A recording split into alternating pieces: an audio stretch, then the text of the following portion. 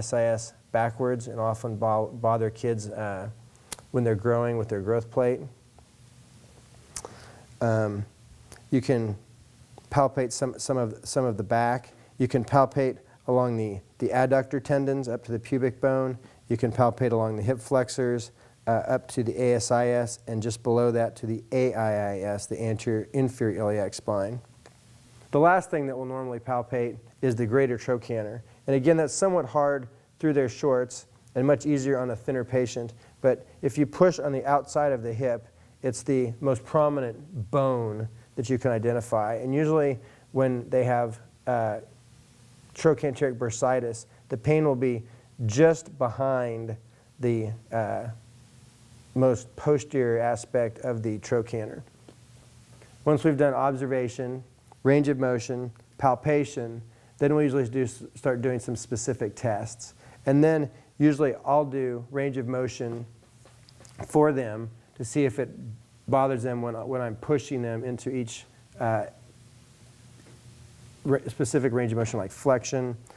Then I'll do internal and external and internal rotation.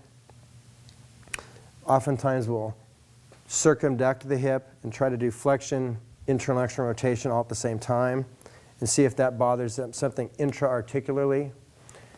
Next we can do the log roll test, where we just log roll their leg in internal, external rotation with their knee straight. We can do what's called a piriformis stretch test. The piriformis is a muscle that comes from the sacrum to the hip and does rotation of the hip. And the way to stretch that is to do full flexion and then internal rotation of the hip and see if they have buttock pain. Once we've done the piriformis stretch test, oftentimes we'll then test the IT band for flexibility. And that runs from the ilium to the tibia along the outside. And oftentimes we'll rub on the trochanteric bursa causing pain, or we'll rub on the distal femur causing pain. So we roll them onto their trochanter, and then we abduct the hip, we extend the hip, and we flex the knee, holding the ankle and the hip. Then we keep we extend the knee, or extend the hip till it's in line with the torso, and then you just ask the patient to drop their knee with gravity. And when the IT band is tight, as in this case, you can kind of get to where it will bounce back and forth. Normal is when it's parallel with the table in this fashion, but in this case, her IT band is very tight. The last thing that we test for flexibility is the hip flexors. And so then we ask them to scoot down to the end of the table, oftentimes a little bit further than they would normally sit. And then we let their legs just dangle.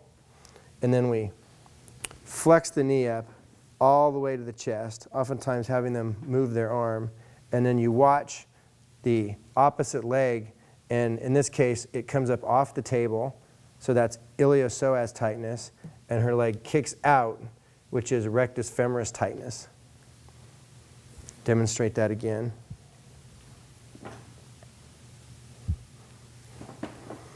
So the next thing that we can do is strength testing. And oftentimes we'll have them scoot back up on the table. And we'll test rectus femoris strength by having them extend the knee fully and lift the leg off the table against resistance. Then iliopsoas strength, we'll have them bend the knee to 90 degrees and take the knee towards their head against resistance. Then you can do internal and external rotation of the hip against resistance, where you have them push towards their opposite leg to test external rotation and push towards you for internal rotation. Then to do gluteus maximus strength testing and hip extension, you flip them over on the table. And you have them extend the knee, extend the hip with the knee straight up off the table and do resistance. All seeing if it's even side to side or if it causes pain. Then the last thing that we'll do for strength testing of the hip is the gluteus medius. And at that point we'll have to have them stand up off the table and get in the middle of the room. Once the patient is standing, in the middle of the room where they can't balance onto anything, you have them raise one leg up to a 90-90 position, hip flex 90, knee flex 90. And once they've obtained their balance, you ask them to do a one-legged squat. And what you're observing for is that this hip stays above the opposite hip, which it should normally when you raise it, and that this knee stays directly over her big toe and not going medially. When this hip drops or this knee goes in, that's gluteus medius weakness.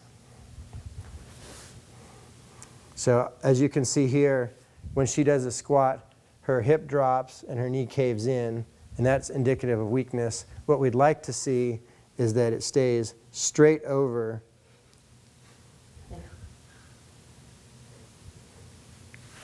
her toe and her hip stays up. And that's indicative of good gluteus medius strength. Once you have gluteus medius weakness, that often will cause more knee problems, foot problems, ankle problems, hip problems. And so that's one of the more important parts of the exam.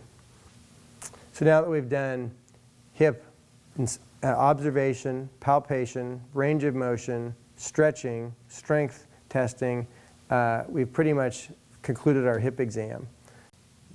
The next exam that we're going to do today is the lumbar spine. And the first thing that we normally do is have the patient standing and just do basic inspection. So we turn the patient around.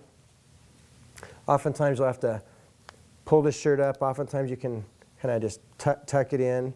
And then you can observe for any abrasions, scars, areas of swelling or bruising, which oftentimes, unless they've had trauma, the back doesn't have that much abnormalities. Then once you've done observation, you want to start to do some palpation. And normally what I'll do is I'll find the iliac crests and then see if those are tender. And then if you come straight across from there to your spine, that's L4-5 where you would do a lumbar puncture. And I'll usually put my fingers just on either side of the spine, so your posterior spinous processes are here, at L4-5, and ask them if their pain is there, above, or below that area. If they say it's above, we move up. If they say it's below, we move down. Usually I'll go to the posterior superior iliac spine, which is right here at the top of the SI joint, and see if they have pain there. If it's above, we're at L5. If it's below, we're at the SI joints. And the SI joints just move directly down this way to the coccyx. So that's pretty much palpation. Your sciatic notch, where your sciatic nerve is right here in the dimple of their buttock. And then we'll have them do range of motion. We'll have them bend forward as far as they can into flexion. Then we'll have them bend backwards into extension as far as they can. And then side bend to the right. Oftentimes we'll observe here to see if the spine is moving with a nice curvature. Side bend to the left. And then full rotation to the right and to the left. So once we've done inspection and palpation and range of motion, the last thing that we'll have them do standing for this part of the exam is if they have facet pain, which is pain just on both sides of these spinous processes, we'll have them do a stork test.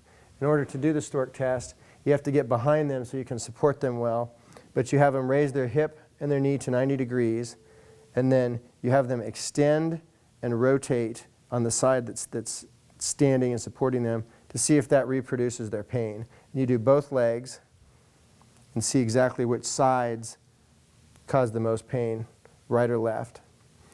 Once we've done that test to look for stress fractures or facet joint problems, we'll start to do strength testing.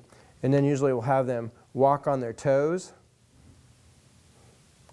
which tests strength for S1 nerve distribution, and then walk on their heels, which tests strength of the L4 distribution. Once we have the patient move from standing to sitting, we'll again do some strength testing. Normally we'll start with just the lower nerve root distributions, because that's where you're normally going to have a disc herniation or a nerve injury. And so usually have them start by dorsiflexing the foot against resistance. That's the L4 distribution. Raising the big toe against resistance. That's the L5 distribution. And then plantar flexing the foot against resistance. That's the S1 distribution. So once we've done strength testing, normally we'll just move to sensation. And we'll start with L4 distribution on the inside of the foot, L5 distribution across the top of the foot, and S1 distribution along the outside, and it also goes to the underneath aspect of the foot. We'll usually do that with light touch and then often with a pinwheel. Once we've done sensation, we'll start with the reflexes, and we'll usually start with the knee, which is the L4 nerve root distribution. And then L5, you can sometimes get the hamstring as a reflex, but you have to lay them on their stomach. And then the S1 distribution, by tapping on the Achilles, you can see that they get a plantar flexion response. So now once we've done strength, sensation, and reflexes, the last thing we'll have them do sitting is what we call a slump test, which tests for neural tightness or a neural stretch test of the nerve roots.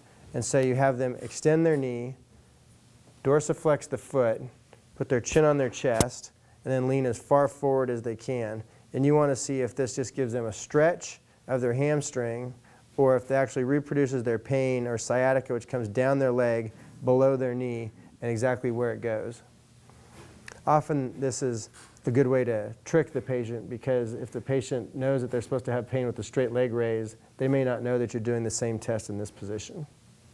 So now once we've moved the patient from the sitting position to the lying position, we'll do just a couple more tests. Another neural tension test, the straight leg raise. And what you want to do is keep their knee straight and their foot in dorsiflexion as you raise their leg up. And if they develop pain anywhere from about 30 to 60 degrees of leg flexion, of hip flexion, that's a positive test for neural tension, as long as the pain comes all the way below the knee. If it doesn't come below the knee, it's not a positive test.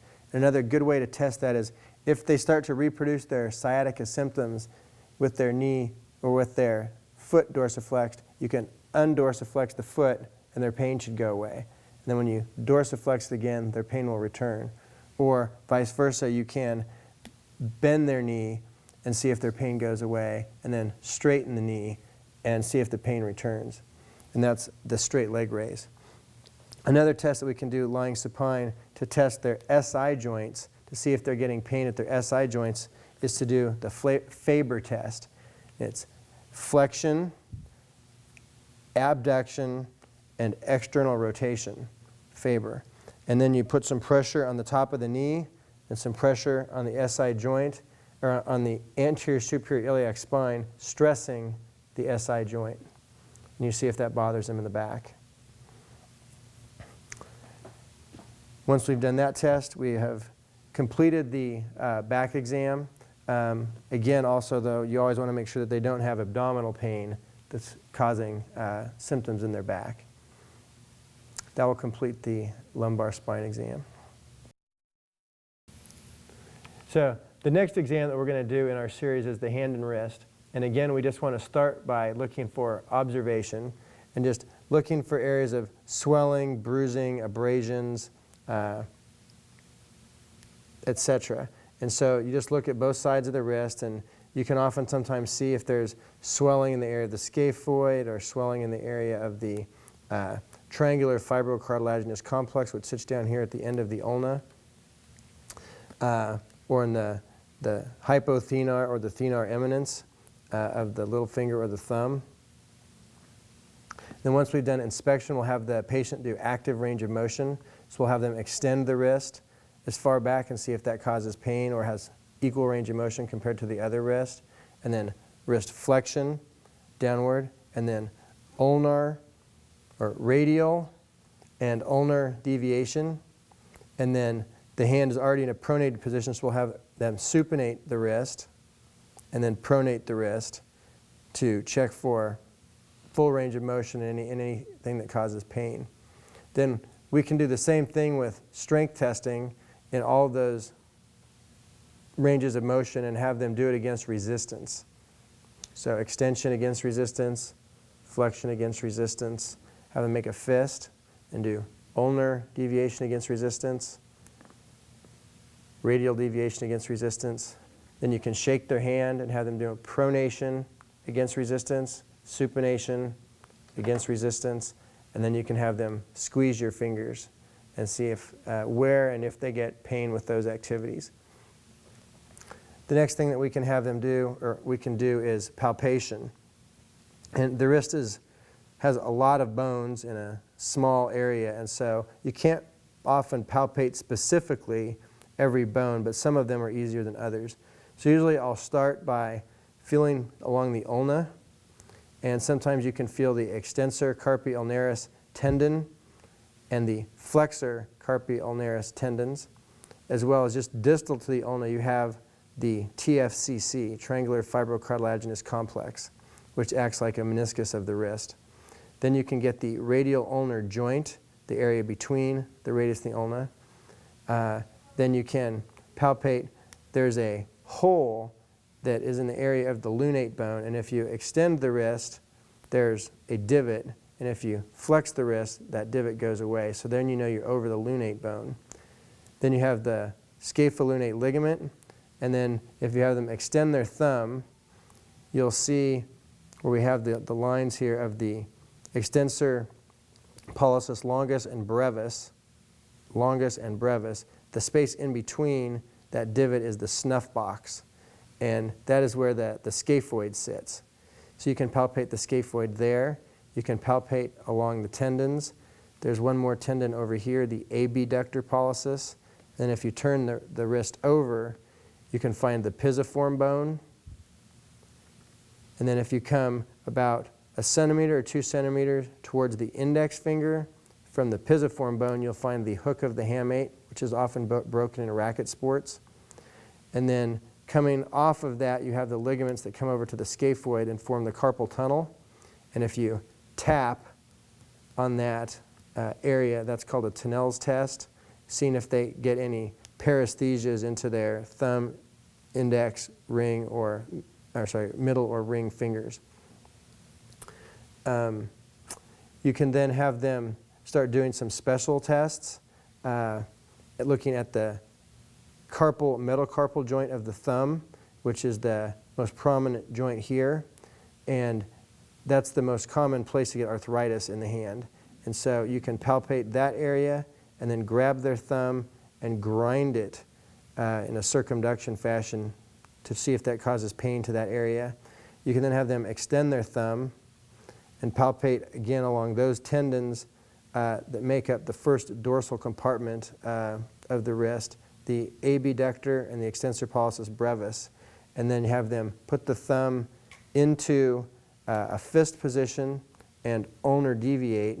That's called Finkelstein's test, and that diagnoses inflammation of these two tendons, which make up the first dorsal compartment, and that's called De Quervain's tenosynovitis.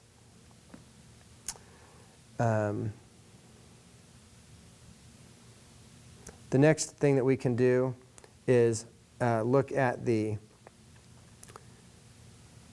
MCP joint of the thumb, metacarpal phalangeal joint, and look at the ulnar collateral ligament, which is probably the most important ligament of the hand and wrist.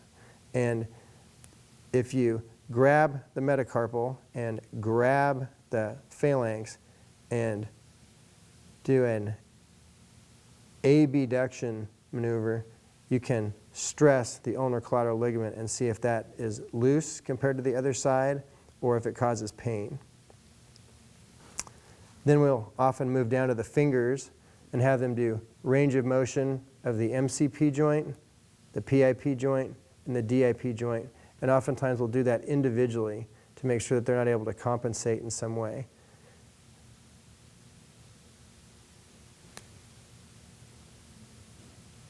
And if they are not able to move those fully, there are different injuries. If you move the finger into this position, that's a boutonniere deformity where you've lost your central slip of the PIP joint and the finger will sit in that position. There's a mallet finger where the tip of the finger is bent down and cannot extend. And that's because you've lost the central slips that come down and attach and extend the DIP joint. There's a jersey finger where you grab someone's jersey and they pull away and you pull off your distal flexor tendon, and those people will not be able to flex the distal phalanx. Then there's a swan neck deformity where the finger will look somewhat like that, and it's not a mallet finger, but what happens is you injure the volar plate of the PIP joint, so this joint hyperextends and then this joint flexes because the tendons are only so long, in somewhat of a swan neck deformity.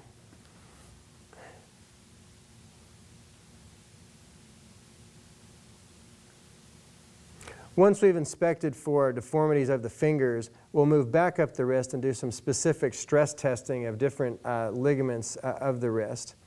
One is the radial ulnar shuck test. So you grab the radius, you grab the ulna, and you move them in opposite directions, stressing the ligaments that connect the radial ulnar joint.